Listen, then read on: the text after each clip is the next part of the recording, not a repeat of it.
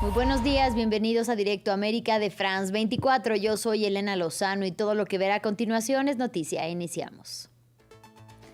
Donald Trump firmó una orden para imponer el 10% de aranceles para todos los países que entrará en vigor el 24 de febrero y por un plazo de 150 días. Y lo hizo en respuesta al fallo de la Corte Suprema que declaró ilegal una gran parte de su política arancelaria. Chile rechaza las sanciones impuestas por la administración Trump contra 3 funcionarios de su gobierno y entre ellos el secretario de Transportes y Telecomunicaciones. Washington los acusa de supuestamente socavar la seguridad regional. Esto a raíz de la construcción de un cable submarino de fibra óptica que une a Chile y China. El brote de sarampión no da tregua en México pese a las jornadas de vacunación implementadas por el gobierno. El país registra 31 muertes por sarampión desde el brote detectado en 2025 que sigue activo con más de 10,000 casos confirmados hasta mediados de febrero de este año.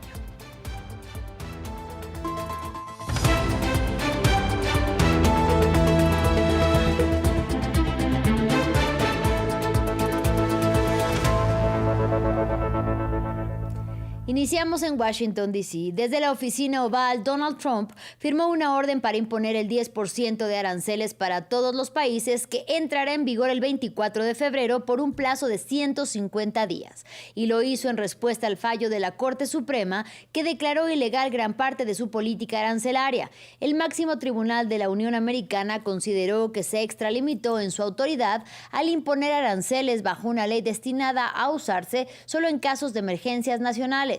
En su red social Truth Social, Trump arremetió contra los 2 jueces que nombró, acusándolos de votar contra su partido. Escuchemos. Lo que ha ocurrido hoy con los 2 jueces de la Corte Suprema de los Estados Unidos que nombré en contra de una gran oposición, Neil Gorsuch y Amy Coney Barrett, les guste o no, a algunos nunca parece ocurrir con los demócratas. Votan en contra de los republicanos y nunca en contra de sí mismos, casi siempre por muy bueno que sea nuestro caso. Al menos no nombré a Roberts, que lideró los esfuerzos para permitir que los países extranjeros que nos han estado estafando durante años sigan haciéndolo, pero no lo permitiremos. Los nuevos aranceles, totalmente probados y aceptados como ley, están en camino. Las fuerzas estadounidenses perpetraron un nuevo ataque contra una lancha en el Pacífico y mataron a 3 personas. Sin proporcionar pruebas, aseguran que era operada por organizaciones terroristas designadas y tripulada por supuestos narcoterroristas. Desde que la administración Trump inició en septiembre del año pasado los ataques, ha matado a cerca de 150 personas. En más información, el gobierno de Gabriel Boric en Chile rechazó las sanciones impuestas por la administración Trump contra 3 funcionarios de su gobierno, entre ellos el secretario de Transportes y Telecomunicaciones Juan Carlos Muñoz. Washington los acusa de supuestamente socavar la seguridad regional y les ha revocado sus visados. Desde Santiago nos amplía nuestro corresponsal Alberto Peña. Chile condenó la decisión unilateral de Estados Unidos de sancionar a 3 funcionarios de su gobierno con la retirada de las visas oficiales o cualquier otro elemento que les permitan el acceso a Estados Unidos a ellos o a sus familiares más cercanos. Conocida la noticia, la Cancillería chilena llamó a reunión al embajador de Estados Unidos en Chile para pedirle explicaciones y para presentar una nota oficial de protesta. El motivo oficial de la decisión del Departamento de Estados Unidos es que el actuar de estos 3 funcionarios chilenos pone en riesgo la seguridad regional, sin dar más explicaciones. Sin embargo, en una rueda de prensa posterior a la reunión, el canciller de Chile, Alberto Van Klaveren, explicó que la decisión tiene que ver con un proceso que actualmente se encuentra apenas en etapa de evaluación entre el gobierno de Chile y 2 empresas chinas para desarrollar un cable de comunicaciones submarino que vaya desde la costa chilena hasta la isla de Hong Kong, en China. Por eso, uno de los sancionados es el ministro de Transportes y Telecomunicaciones de Chile, Juan Carlos Muñoz. Y no deja de ser curioso porque Juan Carlos Muñoz participó para que en 2025 Chile firmara con la empresa estadounidense Google un proyecto similar que ya está aprobado para que Google precisamente desarrollase infraestructura de un cable submarino de telecomunicaciones que fuera desde la costa chilena hasta la ciudad de Sídney, en Australia, que se convertirá en la primera infraestructura de este tipo en el Pacífico Sur. Por eso, Chile parece convertirse en un nuevo escenario entre las disputas entre Estados Unidos y China. Y es importante destacar que ambos países, además, son los dos principales socios comerciales de Chile. En cualquier caso, el presidente de Chile, Gabriel Boric, mostró en las redes sociales su rechazo a la decisión unilateral de Estados Unidos y advirtió que no acepta que nadie le diga qué hacer o qué no hacer a Chile dentro del derecho internacional. Las tensiones políticas y comerciales entre Ecuador y Colombia ya tienen consecuencias directas en el campo ecuatoriano. Tras la decisión del presidente Daniel Noboa de imponer un arancel del 30% a productos colombianos, Bogotá respondió con un plan de choque que incluye un gravamen recíproco del 30% al arroz ecuatoriano y la prohibición de su ingreso por la frontera terrestre. El del arroz es uno de los sectores agrícolas más sensibles del país, ya que es base de la alimentación nacional y también sustento de miles de familias rurales. El informe es de Carolina Mela.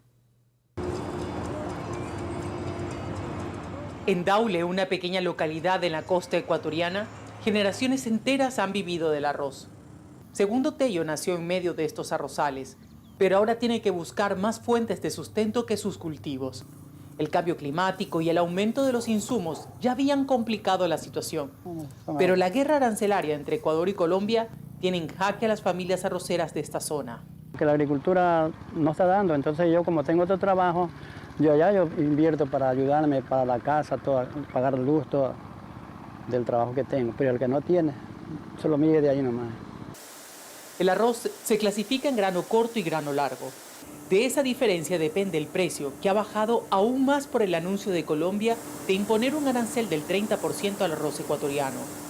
Marco Vinicio Ruiz, propietario de esta piladora, teme que este sea el último cargamento que compre.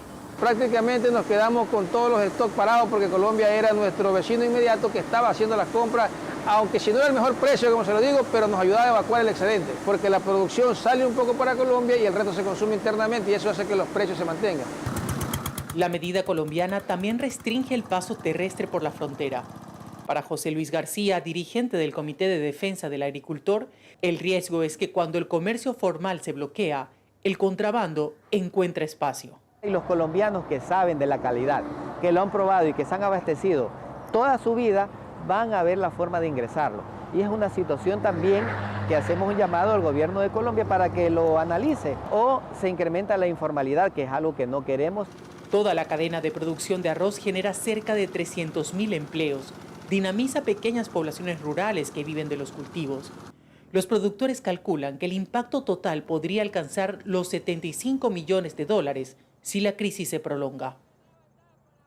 Finalizamos en México, que registra 31 muertes por sarampión desde el brote detectado en 2025, que sigue activo con más de 10,000 casos confirmados hasta mediados de febrero de este año. El país concentra junto a Estados Unidos y a Canadá los mayores contagios del continente, según la Organización Panamericana de la Salud, que urge una vacunación masiva. Se trata de los países sede del Mundial de Fútbol para el 2026. Aquí los detalles. Ante la emergencia sanitaria que tiene en jaque al país desde finales del año pasado, Alexis Juárez, como muchos otros mexicanos, hace una larga fila para vacunarse contra el sarampión. Ya son más de 10,000 casos confirmados y una treintena de muertes. Perfecto. Gracias. Hasta luego. La verdad es de que hay mucha gente y eso creo que es algo bueno, porque como sociedad tenemos que cuidarnos. El doctor Leonardo Cortés coordina este centro desplegado de emergencia. Supervisa la llegada de las dosis y la cadena de frío. Las autoridades aseguran que han aplicado más de 140,000 vacunas en menos de una semana. La meta es 1.600.000 personas vacunadas en un mes. Este horario en este módulo trabaja de las 9 de la mañana a las 11 de la noche. Por ejemplo, el día de ayer aplicamos arriba de 1.200 vacunas, 1.200 biológicos, por la gran afluencia que tuvimos. Este puesto lo cerramos casi ayer a la 1 de la mañana porque había mucha gente. México, como Estados Unidos y Canadá, quieren frenar el resurgimiento del virus. El momento es complejo. Los tres países recibirán la Copa Mundial de la FIFA y millones de aficionados llegarán a Norteamérica en pocos meses. El riesgo es para aquellas personas que vienen a un lugar donde ha habido contagio activo, eso ya está declarado, y ellos no estén inmunizados. Ahí quizás pudiera haber alguna circunstancia o situación.